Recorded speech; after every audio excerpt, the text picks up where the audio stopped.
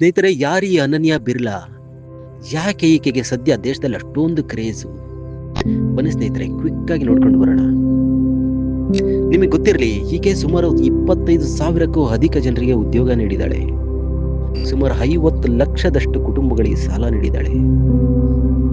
ಹೌದು ಸ್ನೇಹಿತರೆ, ಬಿರ್ಲಾ ಅಂದ ತಕ್ಷಣ ನಿಮ್ಮ ಮನಸ್ಸಿಗೆ ಬರೋದು ಆದಿತ್ಯ ಬಿರ್ಲಾ ಗ್ರೂಪ್ಸ್ ಅಂತ ಬಿರ್ಲಾ ಕುಟುಂಬದ ಕುಡಿ ಈಕೆ.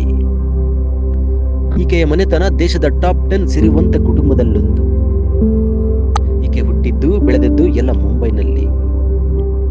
ಆಕ್ಸ್ಫರ್ಡ್ ಯೂನಿವರ್ಸಿಟಿನಲ್ಲಿ ಎಕನಾಮಿಕ್ಸ್ ಅಂಡ್ ಮ್ಯಾನೇಜ್ಮೆಂಟ್ ಓದ್ಕೊಂಡಿರ್ತಾಳೆ. ತಂದೆಯ ಬಿಸಿನೆಸ್ ನೋಡ್ಕೊಳ್ಳೋದಕ್ಕೆ ಮತ್ತೆ ಸಂಗೀತ ಸಾಹಿತ್ಯದಲ್ಲಿ ವಿಪರೀತ ಆಸಕ್ತಿ ಇರೋದ್ರಿಂದ ಈಕೆ ಕಾಲೇಜನ್ನ ಅರ್ಧಕ್ಕೆ ಡ್ರಾಪ್ ಔಟ್ ಮಾಡ್ತಾಳೆ. ಈ ಮೈಕ್ರೋ ಫೈನಾನ್ಸ್ ಅನ್ನೋ ಪದನ ನೀವೆಲ್ಲ ಕೇಳೇ ಇರ್ತೀರಾ ಅಂತ ಅಂದ್ಕೊಳ್ತೀನಿ. ಈಕೆ 17ನೇ ವಯಸ್ಸಿನಲ್ಲಿ ಸ್ವತಂತ್ರ ಅನ್ನೋ ಒಂದು ಮೈಕ್ರೋ ಫೈನಾನ್ಸ್ ಕಂಪನಿಯನ್ನು ತೆರೀತಾಳೆ. ಅಂದ್ರೆ ಅದು 2012ನೇ ಇಸ್ವಿ. ಗೊತ್ತಿರಲಿ, ಈ ಕಂಪನಿ ದೇಶದಾದ್ಯಂತ ಬ್ರಾಂಚಸ್ ಹೊಂದಿದೆ. ಸುಮಾರು 25 ಲಕ್ಷಕ್ಕೂ ಅಧಿಕ ಜನರಿಗೆ ಕೆಲಸ ಕೊಟ್ಟಿದೆ. ನೀವು ಹಳ್ಳಿ ಭಾಗದವರಾಗಿದ್ರೆ ನೀವೆಲ್ಲ ಕೇಳೇ ಇರ್ತೀರಾ ಚೈತನ್ಯ ಮೈಕ್ರೋ ಫೈನಾನ್ಸ್ ಕಂಪನಿ ಅನ್ನೋ ಹೆಸರನ್ನ. ಇಂಥ ಮೈಕ್ರೋ ಫೈನಾನ್ಸ್ ಕಂಪನಿಯನ್ನು ಈಕೆ ಕೊಂಡುಕೊಳ್ತಾಳೆ. ಅಲ್ಲಿಗೆ ಈಕೆ ದೇಶದ 2ನೇ ಅತಿ ದೊಡ್ಡ ಮೈಕ್ರೋ ಫೈನಾನ್ಸ್ ಕಂಪನಿಯ ಒಡತಿ ಆಗ್ತಾಳೆ. ಈಕೆಗೆ ಬರೀ ಬಿಸಿನೆಸ್ ನಲ್ಲಿ ಅಷ್ಟೇ ಆಸಕ್ತಿ ಇರೋದಿಲ್ಲ. ವ್ಯವಹಾರದ ಜೊತೆ ಮ್ಯೂಸಿಕ್ಕು, ಸಿಂಗಿಂಗು, ಲಿರಿಕ್ಸು ಅಂತ ಬಣ್ಣದ ಲೋಕದಲ್ಲೂ ಕಾಲಿಟ್ಟಿರ್ತಾಳೆ.